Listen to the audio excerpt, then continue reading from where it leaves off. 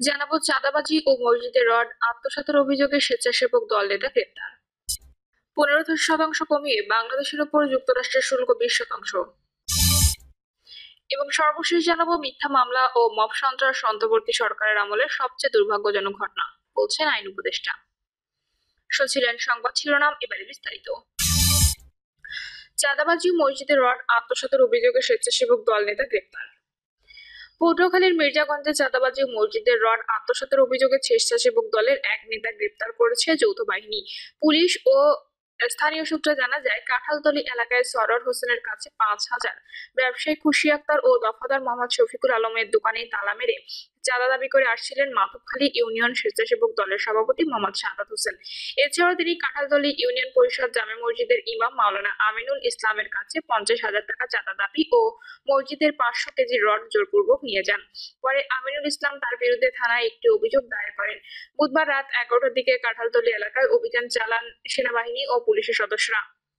এ সময় Kathaltali bus stand এলাকায় থেকে গ্রেপ্তার করা হয়। মির্জাগঞ্জ থানার ভারপ্রাপ্ত কর্মকর্তা মোহাম্মদ নজরুল ইসলাম বলেন, চাঁদাবাজি সহ বিভিন্ন অভিযোগে সাদাত হোসেনকে গ্রেপ্তার করা হয়েছে, তাকে আদালতে প্রেরণ করা হয়েছে। চাঁদাবাজ বিরোধী অভিযান অব্যাহত থাকবে।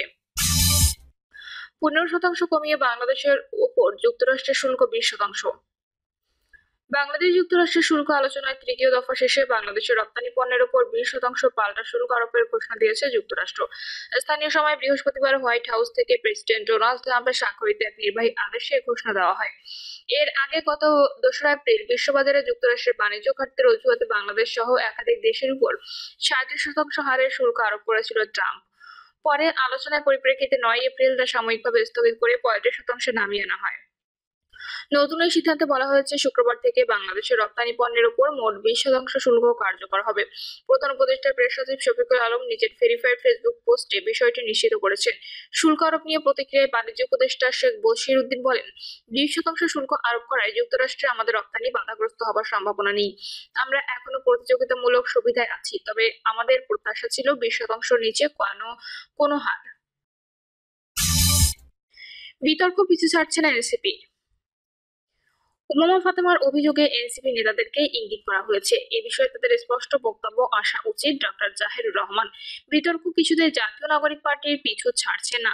এ দলের শীর্ষ নেতাদের বিরুদ্ধে তদবির বাণিজ্য, বদলি বাণিজ্য, টেন্ডারবাজি, চাঁদাবাজি, নারী কেলেঙ্কারি সহ নানা অভিযোগ রাজনৈতিক অঙ্গন সহ দেশের সর্বত্র ব্যাপক আলোচিত হচ্ছে। এসব অভিযোগের দায় নিয়ে অনেককে দল থেকে বহিষ্কার করা হয়েছে। তবে রাজনৈতিক বিশ্লেষকরা এই সাংগঠনিক শাস্তিকে শুধু লোক দেখানো বলেই মনে করছেন। তানভীরের বিরুদ্ধে অভিযোগের পর তাকে বহিষ্কার করা হয়েছে, কিন্তু এরপর আর কোনো ব্যবস্থা নিতে দেখা যায়নি। নারী কেলেঙ্কারির অভিযোগে তুষারকেও শুধু বহিষ্কার করেই দল দায় সেরেছে। এনসিপি যুগ্ম সদস্য সচিব এ.বি.এম. কাজী সালাউদ্দিনের বিরুদ্ধে এনসিপি দুর্নীতি নিয়ে প্রথম ঝড় ওঠে। শুধু কাগজ থেকে 400 কোটি টাকার বেশি কমিশন বাণিজ্যের অভিযোগে তাকে দল বহিষ্কার করা হয়। দুদক এ নিয়ে তাকে জিজ্ঞাসাবাদ করে, এরপর এটি চাপা পড়ে যায়।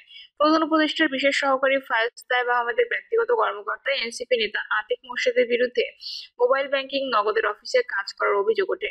সামাজিক যোগাযোগ মাধ্যমে এসব অভিযোগ ছড়িয়ে পড়ে। বলা হয়, নগদ থেকে 150 কোটি টাকা বেহাত করেছে আতিক মোর্শেদ এবং নগদে তার স্ত্রী সহ স্বজনকে চাকরি দিয়েছেন। তার বিরুদ্ধেও আইনি কোনো পদক্ষেপ নিতে দেখা যায়নি। সর্বশেষ গুলশানে এক মহিলা এমপির বাসায় চাঁদা আনতে গিয়ে হাতে নাতে ধরা পড়ে বৈষম্য বিরোধী ছাত্র আন্দোলনের নেতা সুলাইমান ওরফে রিয়াদ সহ 5 জন। সে বর্তমানে রিমান্ডে রয়েছে। গত 29 এপ্রিল তার বাসায় তল্লাশি চালিয়ে 2,25,00,000 টাকা চেক উদ্ধার করা হয়েছে। এনসিপি নেতাদের বিরুদ্ধে এত সব অভিযোগের পরও তাদের মধ্যে কোনো পরিবর্তন আসেনি, বরং তারা এখন আরো বেপরোয়া হয়ে উঠেছেন। তাদের এই বেপরোয়া আচরণের ফলে দেশের বিভিন্ন স্থানে সংঘর্ষ, মারামারির ঘটনায় দেশের আইন শৃঙ্খলা পরিস্থিতির চরম অবনতি ঘটেছে। অনেকের অভিযোগ, এনসিপি কোনো মহলের ইন্ধনে আগামী জাতীয় সংসদ নির্বাচনকে পিছিয়ে দেওয়ার জন্য পরিকল্পিতভাবে এসব ঘটনা ঘটাচ্ছে। রাজনৈতিক বিশ্লেষক ডক্টর জাহিরুর রহমান বলেন, জুলাই পদযাত্রা কর্মসূচি এনসিপির জন্য একটি যথার্থ কর্মসূচি বলেই মনে করি। তবে এই কর্মসূচি পালন করতে গিয়ে কোনো স্থানে তাদের যে বেপরোয়া ভাব, তা রাজনৈতিক সহনশীলতা বা প্রজ্ঞার অভাব বলেই মনে হয়। জুলাই পদযাত্রাকে ঘিরে গোপালগঞ্জে, কক্সবাজারে ও নেত্রকোনায় যা ঘটেছে, এর দায় এনসিপিকে নিতে হবে। গোপালগঞ্জ শেখ মুজিবুর রহমানের জন্মস্থান। আমি তাকে নাই মানতে পারি, কিন্তু তার জন্মস্থানের লোকজন তো তাকে ভালোবাসে, এটাকে তো আপনি অস্বীকার করতে পারেন না। তেমনি কক্সবাজারেও বিএনপি নেতা সালাউদ্দিন আহমেদ অত্যন্ত জনপ্রিয়। সেখানে গিয়ে তাকে গডফাদার বলে কটূক্তি করলে পাটকেল তো খেতেই হবে।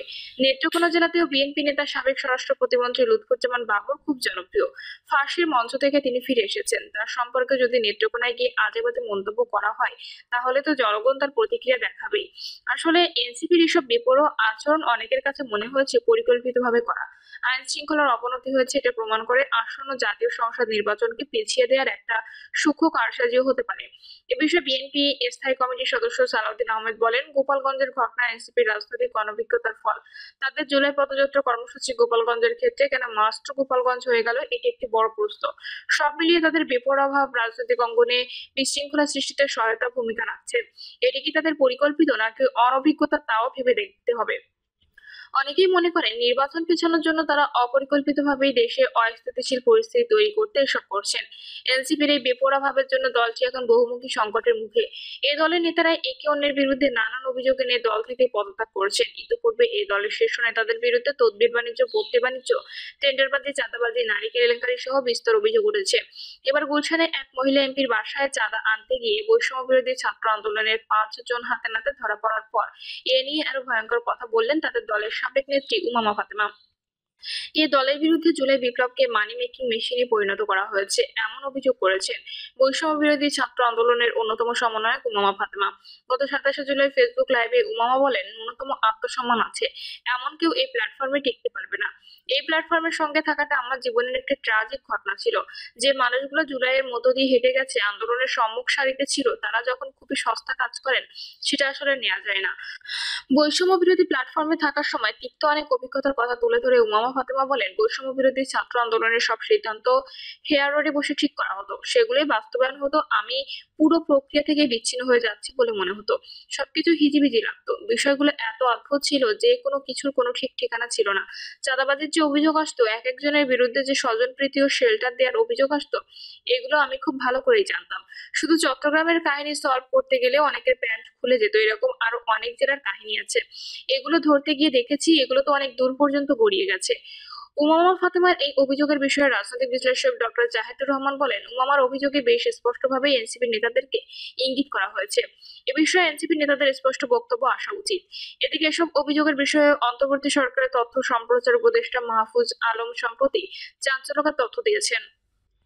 গত 28 জুলাই রাতে নিজের ভেরিফাইড ফেসবুক পোস্টে মাহফুজ আলম দৃঢ়তার সাথে বলেছেন, তাকে ঘিরে একটি গভীর ষড়যন্ত্র চলছে এবং এর পেছনে নতুন একটি দলের কয়েকজন মহারথী জড়িত। পরে আবার এটি এডিট করে নতুন একটি দলের জায়গায় বিভিন্ন দলের কয়েকজন মহারথী জড়িত বলে উল্লেখ করেছেন।